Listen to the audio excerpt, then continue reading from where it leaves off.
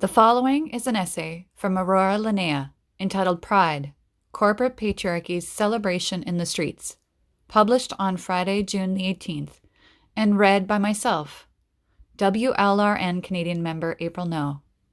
To read this article, please go to the WLRN website at womensliberationradionews.com. Listen now.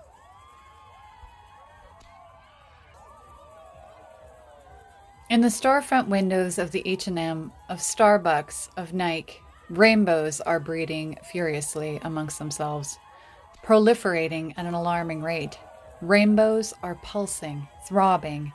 Rainbows are sending out tendrils, stealing in all directions, like kudzu. Someone tosses confetti into the air. Teeny-weeny tinsel penises showering down, sparkling to the sidewalk. A man in platform heels and a pink marabou-trimmed peignoir struts down the street, his sachet impeded somewhat by the vanity table around his waist. Giant tubes of lipstick and eyeliner sprout from either side of his platinum bouffant. Following him is a squadron of white men wearing black leather cop costumes. A young Latino man in Carmen Miranda drag throws bananas to children. Men and women, all of them sweating glitter and outfitted in matching neon hot pants, hula hoop together to a song by the Village People. A greased naked man rollerblades by. No, he's not entirely naked. Never have you been so grateful to see a gold lame codpiece. Goldman Sachs employees are out in force, flapping around the unicorn flags they found as freebies in their cubicles this morning. And what's that behemoth in the sky blotting out the June sun? Why, it's the MasterCard blimp, the banner that trails behind it, bearing the all-important affirmation, "Love is love." You have to get out of here, but you can't. You're surrounded. There's nowhere to go. Behind you, someone is screaming, "Fabulous!" The rainbows begin to burrow into your skin. It burns, itches. There's a tinsel penis stuck to your shoe. Someone hands you a sample-sized bag of rainbow Doritos. Welcome to Pride, capitalist patriarchy's yearly carnival of male-styled sexual freedom.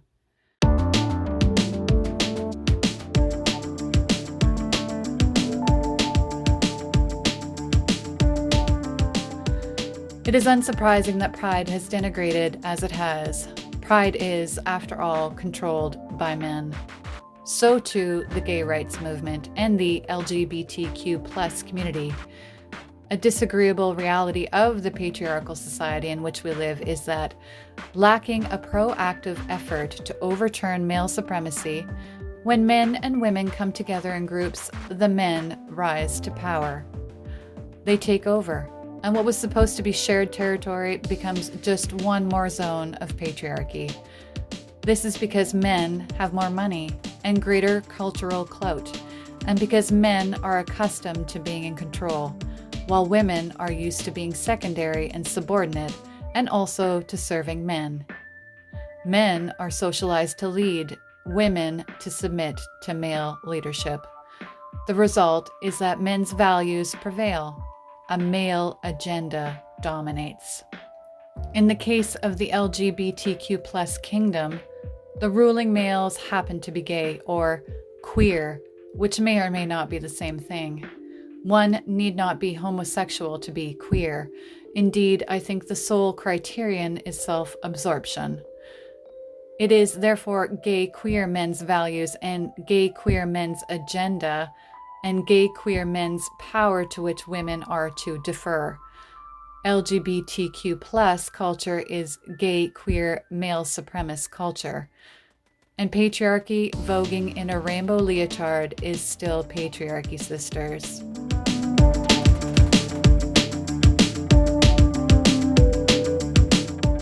The state of Pride today reflects the phallocratic program that festers at the heart of the LGBTQ+ movement.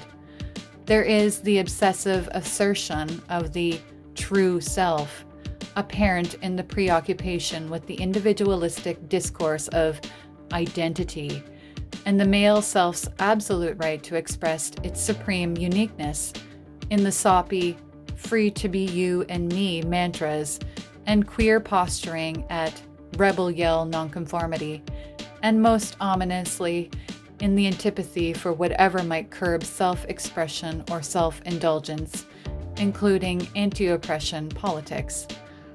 There is the fervent worship of manhood and masculinity. Here we find ourselves confronted with the leather daddy, the gay cowboy in chaps, etc. There is also the infatuation with the man-made feminine, cherished in its most exaggerated forms by men as a never-drying reservoir of hilarity and erotic frisson, the natural complement to the masculinity they idolize. Hence the inescapable drag queens. Lastly, there is the credo of sexual liberalism, sexual freedom on men's terms, which translates roughly to unrestricted phallic access, the no-holds-barred gratification of the male self's every erotic desire. Gay sexual liberalism often reduces to a call for, as Bradford Langrock Roth so eloquently puts it, quote, "As much cock as I want, anywhere and any time, then life will be great," end quote. This vision of sexual freedom goes far to explain why pedophiles, sadists, and pornographers have received such a friendly reception. Gay queer male domination has meant that the radical, social, and political project for societal transformation some decades ago dropped off the LGBTQ+ to-do list. In the 1970s, the Gay Liberation Front may have had a genuinely radical politics. Some men in the movement understood the direct link between gay men's oppression and women's oppression. They sought to tear down the hierarchy erected by the gender system and eschewed masculinity and femininity alike as symptoms of male dominance. The GLF's radicalism flagged and faded, however, and by the late 70s, gay men had retreated en masse to their patriarchal comfort zone. Today, discussion of ending male supremacy has gone extinct. Certain LGBTQ+ organizations, notably Stonewall UK, have protested the lack of anti-racist consciousness and racial inclusivity at Pride, a valid complaint, no doubt.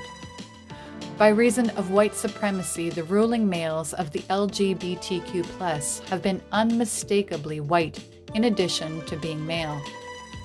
Yet there has been no equivalent public outcry about Pride's phallocentrism, in spite of evidence that conspicuous maleness makes the event less than inclusive of females. One recent survey found that 31% of LGBTQ women don't feel comfortable or welcomed at Pride events. In the words of Susan Hemings, male brain death on issues of patriarchy is not confined to heterosexual men.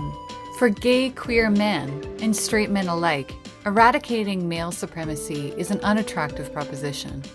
What gay queer men want from the gay rights movement is their rightful slice of male power and male privilege, not the elimination of that power. They want the approval of their heterosexual brothers, not for those men to cease being the golden boys of a corrosive world order. The object is gay queer assimilation into the mainstream. At their meekest, these men ask for tolerance. At their most grandiose, they hope for celebration. It is this absence of a broad-based oppositional anti-oppression politics that makes Pride and gay rights palatable to capitalist patriarchy and ripe for corporate colonization. Presumably, if the status quo were in fact endangered by rainbows and unicorns and love is love, we would not be able to purchase Pride Listerine. In a technicolor sea of gay queer male supremacy, the lesbians' options are limited. We can emulate gay men in their pious devotion to masculinity and manhood, style ourselves after men, and endeavor to incorporate glorified gay male sex practices, like anonymous trysts unsullied by emotional connection in public restrooms, into our romantic lives. We can embrace gay men's camp visions of hypersexualized uber femininity, doll ourselves up in rhinestones and red lipstick, don some fishnets and pretend that our self-objectification is a subversive parody, which it can never be. However performative we fancy ourselves in our sequenced bustiers, everyone else on earth will see us as women, being appropriately woman-like. We can form a lesbian ladies' auxiliary to support our gay queer male brothers, tirelessly fighting their fights, defending them from their persecutors, and generally acting as ego boosters and stand-in wives. Or we can buy a rainbow-wrapped cheeseburger from Burger King to signal our queer identity and tromp along after the boys, desperate to convince ourselves that this nonsense means a damn thing, because we don't know where else to go.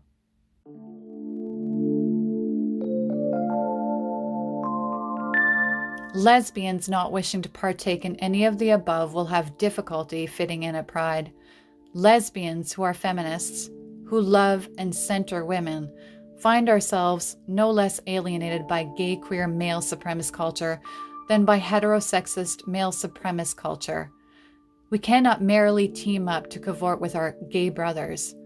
Our position as women loving women in a woman-hating world is different from that of gay queer men. Our politics are different. We mean to uproot every ideology and institution of male dominion, because these tyrannize and traumatize women. Gay queer men mostly do not want male dominion to end, because they benefit from it. We demand an end to the gender caste system, because we understand it as fundamental not only to women's oppression, but also to the other oppressive regimes that define patriarchal civilization. Gay queer men mine the gender caste system for laughs and sexual excitement. Gay queer men see sexual freedom in universal phallic access, unhindered by challenge or restraint. We are not so excited about this concept of freedom because we've seen how men use their penises to violate women and girls, and boys, other men, animals. Since gay queer men's aims are often antithetical to feminist lesbian women's aims, clashes are inevitable. It is a myth that gay men are natural friends to lesbians and women overall. This myth is based on the notion that, due to being low-status males perceived by straight men as more woman-like because they get fucked by men, homosexuality nurtures in males a special capacity to empathize with women. An alternative basis for the myth is the notion that, as a consequence of being fucked by men, or because they're into drag, gay queer men are literally more woman-like in some essential way. But being a low-status male is not equivalent to being a woman, nor does getting fucked by men or having an affection for frippery turn a man into a woman. Gay queer men are men, and unless and until they disavow male supremacy, any lesbian alliance with them will be tenuous. And when that alliance breaks down, lesbians unwilling to comply with the commands of the ruling males will be demonized and driven out of Rainbow Land. Lesbians who oppose gay queer males' sexual liberalism's transgressive desires for pornography, prostitution, sadomasochism, misogynist feminization, and pedophilia are derided as unsexy, censorious enemies of freedom. My partner and I have been known to put stickers printed with phrases like, "Men who hate women love porn," on the front windows of pornography shops in a nearby city. Several years ago, our stickering prompted a gay man we know to contact my partner, informing her of the hideous homophobia implicit in her putting anti-porn stickers on a queer porn store. He also threatened to expose her as a SWERF, sex worker exclusionary radical feminist, in a way that could have put her employment at risk. This treatment is mild in comparison to the attacks experienced by lesbians who dare to restrict male sexual liberties and trample upon the sacred male self by refusing to include males into their sex lives, even if those males call themselves lesbians. Lesbians who publicly object to recent redefinitions of the word lesbian that render it more inclusive of heterosexual men intent on manipulating lesbian women into having sex with them have been vilified as disgusting fascist bigots, compared to racists, threatened with violence, and harassed by their fellow queers at pride parades from San Francisco to London. Women have been targeted for abuse for carrying signs announcing straightforward facts like lesbian means female homosexual. A male organizer at the 2018 Pride event in Manchester, England, stated that lesbian protesters with the group Get the L Out UK should have been, quote, dragged out by their saggy tits.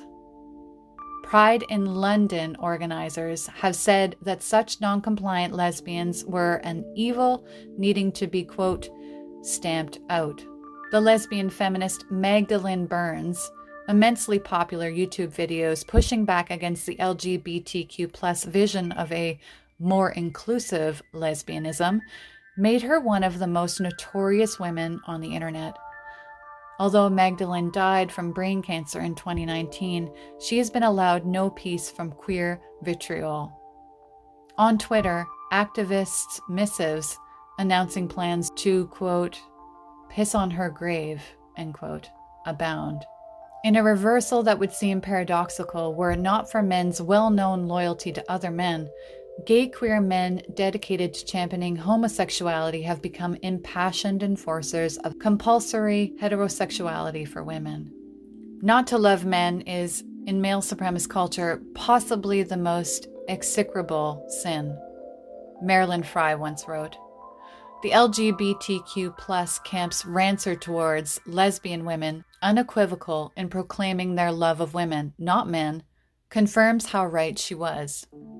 For males, gay, queer, or straight, women who say no to men are an abomination." In gay, queer male culture, just as in heterosexist male culture, women are expected to submit to men, fall in line, lie down, shut up. It is a seductive fantasy that, amongst gay queer men, women and lesbians will at last be on equal terms with our brothers, because we share same-sex attraction, and if we unite around that pivot of sameness, all the differences between our experiences, our social positions, our needs and interests will melt away, and men will esteem us as peers.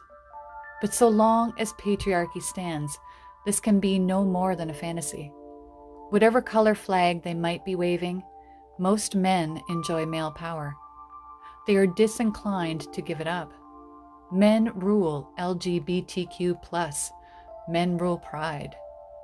And men do not tolerate self-determining, self-respecting, dissident women. Women who don't kneel before male authority. We are despised. We will be punished. It may be in our interests to develop alliances with men who share our goal of bringing down patriarchy, but we betray ourselves, stooping to collaborate with men who uphold it.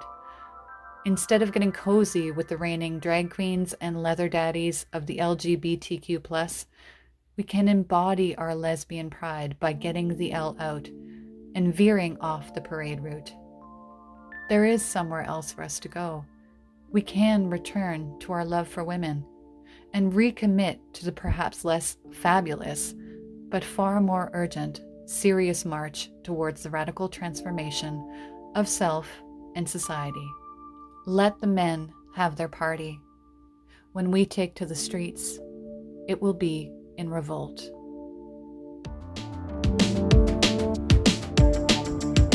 I hope you enjoyed this audio version of Aurora Linnea's essay entitled Pride, Corporate Patriarchy's Celebration in the Streets. For more great content, please visit our website at womensliberationradionews.com. consider donating to your feminist community radio station. Just click on the donate button in the top right-hand corner. In doing so, you will receive some excellent radical feminist merchandise from your feminist community radio station. Please remember to like, comment, and share widely, sisters.